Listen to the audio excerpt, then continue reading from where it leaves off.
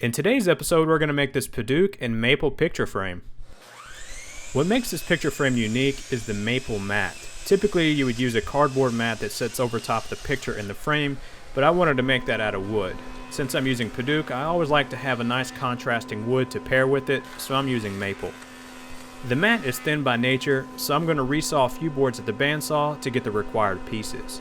That process begins by joining one face and one edge at the joiner to reference against the fence at the bandsaw. The bandsaw fence is 3/16 of an inch away from the blade, but I always like to double check that to make sure so I know that I'm going to have enough stock. Now I simply just push the board through the blade, making sure to keep it pressed up against the fence. After I resaw the first board, I take it back to the joiner and joint the face again before resawing the next piece. I'll keep doing this until I have all three pieces. I mentioned earlier that the fence was set a little heavy, right around 3/16 of an inch. That's so that I can use the drum sander to sneak up on the 1/8 of an inch thickness that I need. I measure an existing 18 by 24 mat for the 13 by 19 picture that's going in the frame, and I started by measuring the outer stiles of the mat, and then I cut 2 pieces of maple to those dimensions.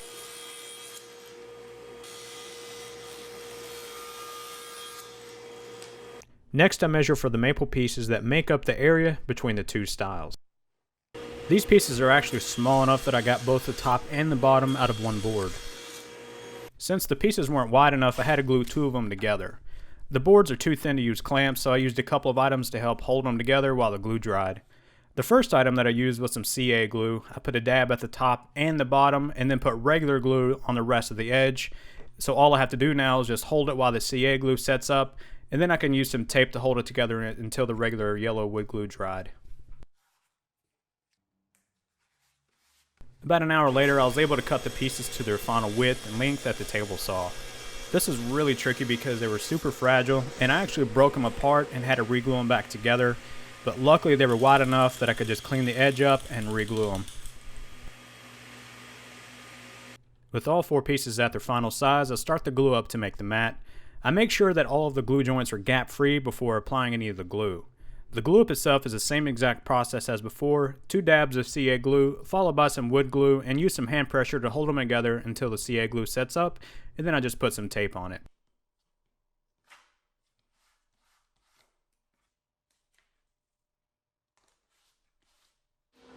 With the mat done, now I can focus on making the frame. The frame is made out of some beautiful quarter-sawn padauk, and the design of the frame is not your typical mitered frame.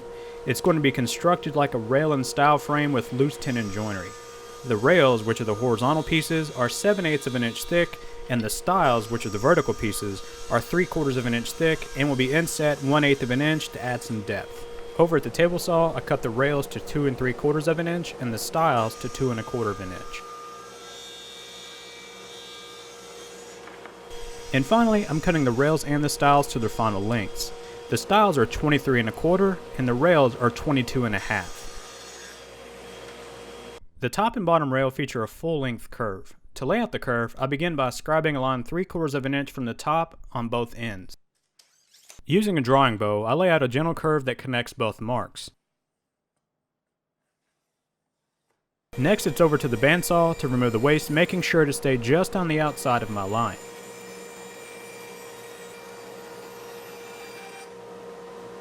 The bandsaw gets me close, but I still need to clean up my curve. To do this, I like to use the flexible sanding pads that I made. They're nothing more than a 1/4 inch piece of scrap plywood with some sandpaper glued to the bottom of it and some handles glued on to hold while you use it. And once my pencil mark is gone, the curve is good to go. To lay out and cut the curve on the bottom piece, I can use the top as a template. With the backs and ends flush, I trace the curve onto the bottom piece and head over to the bandsaw to remove the waste. Now to make them identical, I use a flush trim bit and the router table, but first I start by taping them together using some double-sided tape.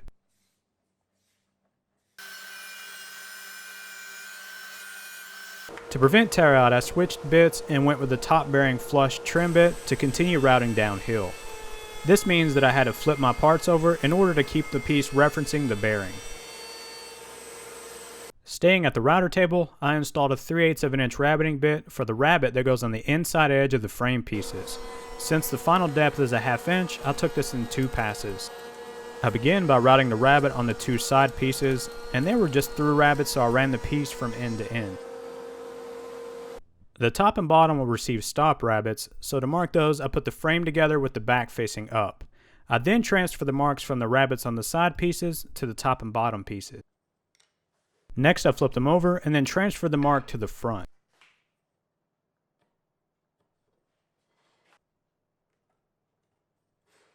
Using my fence as a guide, I slowly push the piece into the bit, lining up the mark with the edge of the fence, and then slowly pushing the piece until the mark lines up with the edge of the other side of the fence. The router bit leaves rounded corners which need to be square. To clean them up, I first use my marking knife followed by my marking gauge to scribe a line before chiseling away the waste. To use the chisel, I make sure to chop perpendicular to the grain to help prevent any blowout.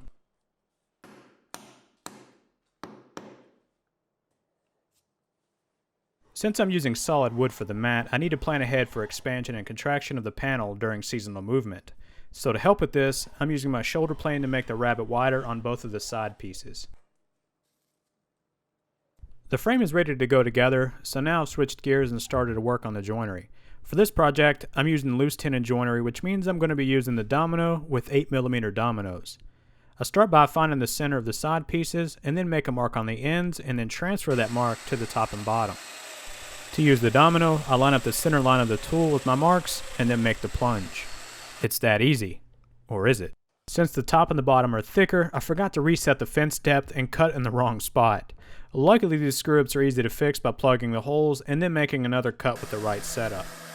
With my mistakes fixed and all the joinery cut, I very carefully sand the mat with my sander, making sure not to sand too hard because this mat was really thin and very fragile.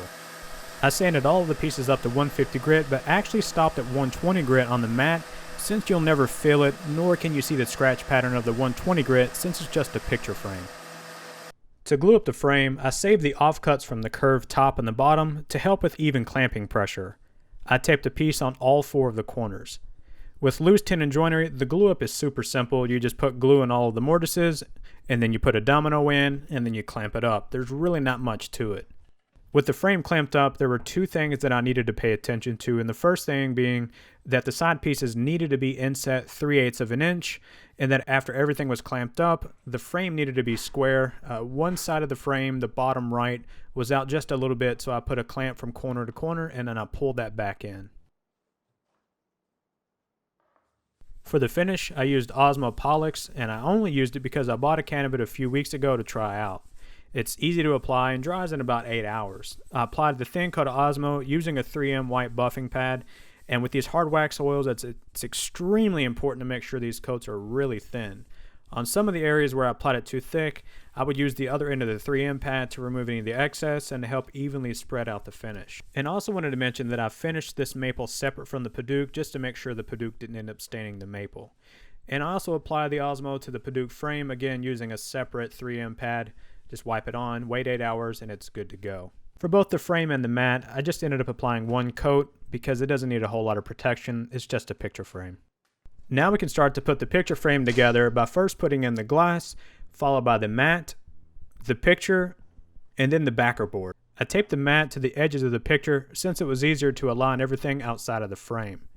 To top off the frame sandwich, I tapped in glazing points about every 6 inches using a screwdriver and a hammer. To mount the frame, I installed 2 D-rings on the side pieces about 7 inches from the top of the frame. I pre-drilled and then installed the screws.